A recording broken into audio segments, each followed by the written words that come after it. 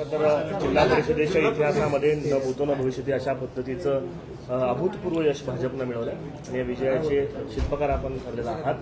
कशा पद्धतीने आनंद व्यक्त करायला सांगायचा?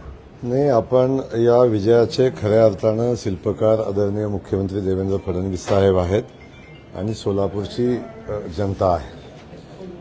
सोलापूरच्या जनतेला मी मनापासून धन्यवाद देईन, त्यांचे मनापासून आभार पण मानेन की सोलापूरच्या जनतेनं भरभरून प्रेम नगरपालिकेच्या निवडणुकामध्ये दिलं, महानगरपालिकेच्या निवडणुकीमध्ये दिलं आणि आता सोलापूरच्या जिल्हा परिषद पंचायत समितीच्या निवडणुकीमध्ये ना भूतो ना भविष्यती अशा पद्धतीचं यश आता सोलापूरच्या जनतेनं दिलेलं आहे. आणि खऱ्या अर्थानं हा मिळालेलं यश हे सोलापूरच्या जनतेचं आहे. परंतु आदरणीय मुख्यमंत्री देवेंद्र फडणवीस यांनी सोलापूर जिल्ह्यासंदर्भात घेतलेल्या भूमिका, सोलापूरच्या विकासासंदर्भात घेतलेल्या भूमिका आणि सोलापूर शहरातल्या लोकांना जो विश्वास होता की आपल्याला दिलेल्या प्रत्येक शब्दाची पूर्ती झाली आणि मुख्यमंत्री महोदय किंवा भारतीय जनता पक्ष आपल्याला या शहरासाठी जे बोलतायत ते करतील, या भावना जनतेमध्ये निर्माण झाल्या. तशाच पद्धतीच्या भावना ग्रामीण भागातल्या जनतेच्या होत्या की आपल्या गावखेड्याच्या पायाभूत सुविधा मजबूत करायच्या असतील, आपल्या भागाचा विकास करायचा असेल तर भारतीय जनता पक्ष आणि आदरणीय देवेंद्र फडणवीस साहेबांच्या शिवाय हे शक्य नाही, हे या जनतेनं जाणलं आणि म्हणून जनतेनं भरभरून आशीर्वाद दिले. आपण बघता की जसं महापालिकेच्या निवडणुकीमध्ये आजपर्यंतच्या इतिहासामध्ये भारतीय जनता पक्ष कधीही स्वतःच्या ताकदीवर महानगरपालिकामध्ये सत्तेमध्ये आला नव्हता आणि आता थम्पिंग मेजॉरिटी घेऊन आम्ही महापालिकेमध्ये आज सत्तेत आहे. त्यासोबत जिल्हा परिषदेच्या निवडणुकामध्ये आपण पाहिलं, बहुतांश नेत्यांनी, बहुतांश आमच्या पत्रकार बांधवांनीही अनालिसिस असं केलं होतं की ग्रामीण भागामध्ये भारतीय जनता पक्षाचा तेवढा प्रभाव नाही, तेव्हा भारतीय जनता पक्षाच्या किती जागा येतील याविषयी साशंकता व्यक्त केली होती. म्हणजे आम्हाला कॉन्फिडन्स होता की आम्ही गावखेड्यामध्ये काम करत असताना गेल्या 1 वर्षाच्या कालखंडामध्ये, त्याच्या अगोदरही माननीय मुख्यमंत्री मोदयांच्या नेतृत्वाखाली जेव्हा आम्ही काम करतो तेव्हा खऱ्या अर्थानं लोकांच्यामध्ये एक विश्वास निर्माण झाला आहे भारतीय जनता पक्षाच्याबद्दल आणि आदरणीय मुख्यमंत्री मोदयांच्याबद्दल. तेव्हा आम्ही अस्वस्थ होतो की जनता आमच्यासोबत आहे, जनता विकासासोबतच राहील. लोकांनी ही निवडणूक वेगळ्या वळणावर व्यक्तिगत टीका करून नेण्याचा प्रयत्न केला आणि सोलापूर जिल्ह्याचा स्वाभिमान असं काही बोलायचा प्रयत्न केला आणि या सगळ्याला जनतेनं चोख उत्तर दिलं की सोलापूरच्या जनतेचा स्वाभिमान हा सोलापूरच्या मातीचा विकास हाच आहे. हा खऱ्या अर्थानं मेसेज जनतेनं दिला. म्हणून मी सोलापूरच्या जनतेचं पुन्हा एकदा मनापासून आभार मानतो. 2017 साली ज्या भारतीय जनता पक्षाच्या 13-14 जागा होत्या त्या भारतीय जनता पक्षाला क्लिअर मेजॉरिटी स्वतःच्या चिन्हावर देण्याचं काम जनतेनं केलेलं आहे आणि याचा मनापासूनच आनंद पालकमंत्री म्हणून मला आहे, आमच्या भारतीय जनता पक्षाच्या नेतृत्वाला आहे. भाऊ, खरं तर तुम्ही 37 सभा घेतल्या आणि 38 जागा जिंकून आणल्या. सकाळपासून ते मध्यरात्रीपर्यंत आपल्या सभा सुरू होत्या आणि त्यामध्ये कुठेतरी साताऱ्याकडे काही प्रमाणात दुर्लक्ष केलं, मात्र सोलापूरकडे तुमचं विशेष प्रेम पाहायला मिळालं. कशा पद्धतीचं एकंदरीत शेड्यूल होतं आणि मनासारखा विजय तुमचा झालाय का? नाही, थोडंसं आपल्याला सगळ्यांना माहिती आहे की मी पालकमंत्री सोलापूरचा आहे. पक्षानं माझ्यावर जबाबदारी दिलेली होती की इथल्या निवडणुका लढवण्यासाठी इथल्या भारतीय जनता पक्षाला मदत किंवा इथल्या जनतेच्या पाठीशी, कार्यकर्त्याच्या पाठीशी ठामपणे उभं राहावं अशा पद्धतीच्या भूमिका माननीय नेतृत्वाच्या मोदयांच्या आमच्या मुख्यमंत्री मोदयांच्या होत्या. त्या अनुषंगानं बघितलं आपण की आज झालेल्या प्रत्येक निवडणूक आम्ही ताकदीनं लढलो आणि हे लढवत असताना आपण बघतो की सोलापूरच्या जनतेनं खूप प्रेम मला दिले, याचा मला मनापासूनचा आनंद आहे. आणि खास करून मी जेव्हा पालकमंत्री झालो तेव्हा लोकांनी सुरुवातीला मी बाहेरचा पालकमंत्री आहे आणि अशा पद्धतीच्या भावना व्यक्त केल्या होत्या, जनतेच्या मनामध्ये संभ्रम निर्माण करायचा प्रयत्न केला होता. पण मी खास करून आपल्या कामातून आपण आपल्या या ठिकाणी जनतेच्या अपेक्षापूर्तीच्या दृष्टीने मी मनापासूनचे प्रयत्न केले. सोलापूरच्या जनतेला मी परका वाटणार नाही याची काळजी मी सातत्याने घेतली आणि सोलापूरच्या जनतेनं मला स्वीकारलं आणि सोलापूरच्या जनतेनं स्वीकारलं नाही तर या निवडणुकीमध्ये सोलापूरच्या जनतेनं माझ्या शब्दावर विश्वासही ठेवला, भारतीय जनता पक्षावर विश्वास ठेवला.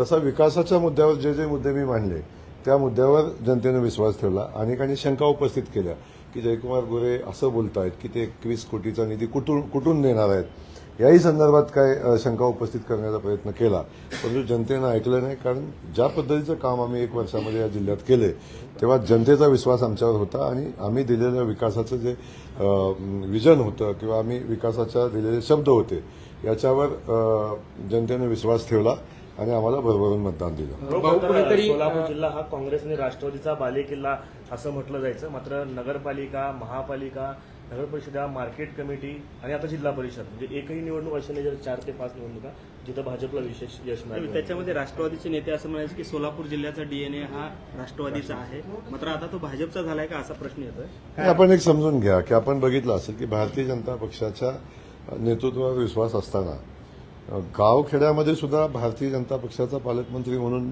मी आलं पाहिजे, मी सभा घेतल्या पाहिजे अशा पद्धतीच्या भावना, देवेंद्रजींनी आलं पाहिजे, त्यांनी सभा घेतल्या पाहिजे अशा पद्धतीची भावना निर्माण जनतेमध्ये होती. याचा अर्थ असा होता की जनता भारतीय जनता पक्षासोबत आहे आणि त्यांच्या जनतेला आमच्याकडून काय ऐकायचं होतं की आम्ही आपल्या भागाच्या विकासासाठी आम्ही काय सांगतोय हे जनतेला ऐकायचं होतं. त्यामुळे जनतेने आमच्यावर विश्वास टाकला. त्यामुळे माझं म्हणणं असं आहे की इतिहास आहे तो की राष्ट्रवादी काँग्रेस पक्षाचा कधीतरी इथं गड होता, त्याच्या अगोदर काँग्रेस पक्षाचा इथं गड होता किंवा काँग्रेस आणि राष्ट्रवादी मिळून या ठिकाणी सत्ताकरण इथं केलेलं आहे, राजकारण केलेलं आहे. तेव्हा भारतीय जनता पक्षाला कमी लेखण्याची चूक सातत्यानं केली गेली, आत्ताही केली की आम्ही भारतीय जनता पक्षाचा सुपडा साफ करू हेही काही लोकांनी सांगितलं. मला सांगायचं जर त्यांनी नगरपालिकेच्या निकालाचं व्यवस्थित अनालिसिस केलं असतं आणि ते समजून घेतलं असतं की नगरपालिकेच्या निवडणुकामध्ये भारतीय जनता पक्षानं किती दमदार कामगिरी केलेली आहे. पण हे धन्यता यांनी मानली की पेपरला बातम्या छापून स्टेटमेंट करून आणल्या आणि सुपडा साफ झालाय याच्यावर त्यांनी धन्यता मानली. पण ग्राउंडवरची परिस्थिती काय होती तर भारतीय जनता पक्षानं मजबूतीनं त्या ठिकाणी निवडणूक लढल्या, कार्यकर्त्याचं केडर तयार केलं, कमळ चिन्ह लोकांच्यापर्यंत पोहोचवलं आणि 144 नगरसेवक निवडून आणले. ही एवढं मोठं यश मिळाल्यानंतर या यशाकडे जाणीवपूर्वक दुर्लक्ष करून भारतीय जनता पक्षाला कमी लेखण्याचा प्रयत्न केला. त्याचा परिणाम महानगरपालिकेमध्ये भोगला. महानगरपालिकेमध्ये यश मिळाल्यानंतर पुन्हा त्यांनी सांगितलं की ग्रामीण भागामध्ये भारतीय जनता पक्षाचं जाळं नाही, भारतीय जनता पक्षाचे कार्यकर्ते नाही, ताकद नाही असंही सांगण्याचा प्रयत्न केला. ते पुन्हा स्वतःचं समाधान करून घेण्यासाठी काही लोकांनी सांगितलं आणि काही लोकांनी अकलूजच्या पराभवातनं काही शिकले नाहीत. अकलूजचा पराभव होताना 10,000 मतं हे भारतीय जनता पक्षानं घेतलेली आहेत हेही ते विसरले. त्यामुळं स्वतःचं सांगण्याचा प्रयत्न केला की आम्हीच इथले राजे आहोत, आम्हीच इथले राज्यकर्ते आहोत असा सांगण्याचा प्रयत्न केला आणि भारतीय जनता पक्षाला कमी लेखण्याचा प्रयत्न केला, कधीकधी खिल्ली उडवण्याचा प्रयत्न केला. म्हणून मी आपल्याला सांगतो की या ठिकाणी भारतीय जनता पक्षानं विकासाचं राजकारण केलंय, विकासाचा अजेंडा जनतेसमोर ठेवलाय आणि आम्ही दिलेला शब्द लोकांच्यासाठी तो शब्द दिलाय ते पूर्ण करण्याचा संकल्प करून आम्ही लोकांना सांगितलंय की आम्ही हे करू. साधारणतः 13 महिन्याचा काळ झाला सोलापूरमध्ये येऊन, 13 महिन्याचा काळ झाला. या 13 महिन्याच्या काळामध्ये तुमच्याच पक्षातल्या लोकांनी देखील तुम्हाला विरोध केला. तुम्ही नगर परिषदेमध्ये 144 जागा निवडून आणल्यात, महापालिकेमध्ये 87 जागा निवडून आणल्या, 60 ठिकाणी 4 ठिकाणी तुमचा नगराध्यक्ष देखील भाजपचे बसले. असा सगळा विरोध होत असताना जिल्हा परिषदेमध्ये हे यश कसं म्हणजे आलं, काय विरोधातनं काय शिकलं? मला एक आहे की मला याची जाणीव आहे की भारतीय जनता पक्ष लढत असताना भारतीय जनता पक्षामध्येही काही लोकांना भारतीय जनता पक्षाचा ज्या पद्धतीने वेगानं पुढे जातोय तर नको होतं काही लोकांना किंवा भारतीय जनता पक्षाचं यशही काही लोकांना पचत नव्हतं. अशी काही लोक इथं आहेत, आजही आहेत. त्यामुळं अशा लोकांना माझं विनंती आहे की इथं व्यक्ती म्हणून कोण नाही आहे, इथं भारतीय जनता पक्षाचं केडर आहे. भारतीय जनता पक्ष म्हणून इथं जिंकलेला आहे. व्यक्तिगत जयकुमार गोरे पालकमंत्री आहे किंवा व्यक्तिगत कोण इथं आहे म्हणून नाही. इथं संघटन मजबूतीनं उभं राहतंय. लोकांची मानसिकता भारतीय जनता पक्षासोबत आहे. अनेक कट करायचा प्रयत्न केला. नगरपालिकेच्या निवडणुकीमध्ये त्या पद्धतीचा प्लॅन झाला. त्यानंतर पालकमंत्री अपयशी झाल्यानंतर काय करायचं याचंही प्लॅन झालं. त्यानंतर महापालिकेच्या निवडणुकीमध्ये तर सगळं रेडीच होतं मटेरियल की काय दुसऱ्या दिवशी काय छापायचंय याची तयारी सगळ्यांनी केली. आता तर भारतीय जनता पक्ष क्लिअर मेजॉरिटी येणार नाही तेव्हा कुणाकुणाला सोबत घेऊन काय काय करायचं याचंही प्लॅन झालं. आणि आता मी योग्य वेळी तेही सांगेन पण याचंही प्लॅन झालं की भारतीय जनता पक्षासोबत किती जागा येतील, मग कोणाला सोबत घ्यायचं, मग कशा पद्धतीनं भारतीय जनता पक्षाला अपयश मिळालं, मग ते कुणाला मिळालं, याचंही प्लॅन झालं होतं. तोही प्लॅन माझ्यासमोर आहे की काय प्लॅन होता. त्यामुळे यातून एक होतं की पक्षाला बदनाम करणं, पक्षाच्या नेतृत्वाला बदनाम करणं, पालकमंत्र्याला बदनाम करणं आणि पक्षापेक्षा आम्ही श्रेष्ठ कशा आहोत हे सांगण्याचा प्रयत्न करणं, अशा पद्धतीच्या काही गोष्टी इथं झाल्या. परंतु मी जनतेला मनापासून धन्यवाद देईन, भारतीय जनता पक्षाच्या केडरला मनापासून धन्यवाद देईन, कार्यकर्त्यांना मनापासून धन्यवाद देईन की त्यांनी या कुठल्याही प्रलोभनाला बळी न पडता त्यांनी ताकदीनं भारतीय जनता पक्षाचं काम केलं. आणि खास करून माननीय मुख्यमंत्री देवेंद्रजींना मनापासून धन्यवाद देईन की अगदी प्रतिकूल परिस्थितीमध्ये सुद्धा भारतीय जनता पक्ष म्हणून आमच्या सगळ्यांच्यावर देवेंद्रजींनी विश्वास टाकला आणि त्या विश्वासाला आम्ही पात्र ठरलो. भाऊ, 13 महिन्यात ऑपरेशन लोटस सक्सेसफुल झालं. भाऊ, 13 महिन्यात ऑपरेशन लोटस सक्सेसफुल झालं. पुढचं मिशन काय असेल? आता मी सांगितलं त्यामध्ये की जिल्हा परिषदेचा अध्यक्ष जो आहे तो ओबीसी साठी राखीव आहे ते तर त्याच प्रवर्गाला मिळेल की पुन्हा ते सर्टिफिकेट वगैरे काढले जातात अलीकडे? मी आपणाला एक गोष्टीचं क्लिअर सांगतो की अजून अध्यक्ष निवडीची कुठलीही प्रक्रिया चर्चेतच नाही. त्यामुळे मला वाटतं त्याच्यावर चर्चा करणं उचित नाही. भाऊ, कुठेतरी 12 जिल्हा परिषद निवडणुका झाल्या, अनेक ठिकाणी बहुमत मिळाले, मात्र काही ठिकाणी त्रिशंकू जी परिस्थिती निर्माण झालेली आहे, कशा पद्धतीने ही परिस्थिती आहे ते हाताळणार आहात? कारण आपण पाहतोय की मोठा पक्ष म्हणून भाजप सर्व निवडून आलेला आहे. आता तुम्हाला पहिला विषय तर सोलापूरमध्ये तशी परिस्थिती नाही, त्यामुळे इथं हाताळायचा प्रश्न येणार नाही. परंतु आपल्याला एक माझं सांगणं आहे की ज्या ज्या ठिकाणी तशी परिस्थिती निर्माण झालेली आहे, माननीय मुख्यमंत्री महोदय सक्षम आहेत, ते त्या त्या ठिकाणी निर्णय घेतील, वरिष्ठांशी बोलतील, आवश्यक असलेल्या गोष्टी घडतील. पण अध्यक्ष भारतीय जनता पक्षाचा होईल याच्यामध्ये कुठली शंका राहणार नाही. अजितदादांच्या विमानावरून रोहित पवार या सगळ्या विजयाची चर्चा होत असताना एका पराभवाची चर्चा ती रंगली, ते म्हणजे साताऱ्यामधल्याच आपल्या वहिनींचा आणि भाऊच्या पराभवाचा. त्याचं कशा पद्धतीने विश्लेषण करणार? मी आपल्याला एक गोष्टीचं क्लिअर सांगतो की मी कार्यकर्ता आहे आणि कार्यकर्ता म्हणून कारण सांगण्याची मला सवय नाही. मी कधी कारण कुठल्या गोष्टी सांगत नाही. तो पराभव का झाला या विश्लेषणात जाणार नाही, पण पराभव झाला आणि मी स्वीकारला. सोलापूरकडे जास्त लक्ष होतं हे तर कबूलच आहे. थोडंसं दुर्लक्ष झालं का तर बिलकुल झालं हेही कबूल आहे. परंतु दुर्लक्ष होणं एवढंच त्या पराभवाचं कारण नाही, अन्य काय कारण आहे. आणि कारण देणारा मी कार्यकर्ता नसल्यामुळे मी कारण देणार नाही. तो पराभव मी स्वीकारलेला आहे आणि त्यातून असे अनेक धक्के मी आजपर्यंत स्वीकारलेले आहेत. त्यामुळं या सगळ्या धक्क्यातून मार्ग काढून ताकदीनं उभा राहू. आणि आपल्याला सगळ्यांना सांगतो की या सगळ्या गोष्टी पुढे घेऊन जात असताना राजकारणामध्ये या सगळ्या गोष्टीतनं प्रत्येकजण गेलेला आहे, कोणच नाही. हे अगदी मुख्यमंत्री महोदयांनी आम्हाला हेच सांगितलं की कुठला पराभव अंतिम नसतो, कुठला विजय अंतिम नसतो. त्यामुळे आपल्या कामात सातत्य असणं, काम सातत्यानं करत राहणं, जनतेच्या विश्वासात राहणं आणि जनतेच्या समोर विकासाचा अजेंडा घेऊन आपण गेलो तर जनता आपल्यासोबत राहते. खरं तर पालकमंत्री आहेत, ते रिव्हॉल्वर दाखवतात, प्लेस आहे, शासनाचा आरोप आहे. काय सांगा? काय पालकमंत्री एक गुंड आहेत, एक दहशत माजवतात असंच त्यांनी सांगितलं. काय सांगाल? आता तुम्ही साक्षीदार आहेत. मी गुंड आहे का नाही तुम्हाला माहिती आहे. आपण 13 महिन्याच्या कालखंडात मला चांगला अनुभवलेला आहे आणि त्यामुळे किती जणांना त्याचा इम्पॅक्ट आलेला आहे हे तुम्ही बघितलेलं आहे. त्यामुळे ते काय म्हणतात याला झिरो किंमत आहे. पण एक सांगतो की जे सांगतायत ते मोठे गुंड आहेत. त्यांच्यावरचे गुन्हे, माझ्यावरही काही गुन्हे आहेत, पण त्यांच्यावरचे गुन्हे, त्यांच्यावरची परिस्थिती, त्यानंतर न्यायालयीन प्रक्रियेमध्ये पोलीस स्टेशनमध्ये असलेले प्रलंबित गुन्हे, या सगळ्याचा विचार केला.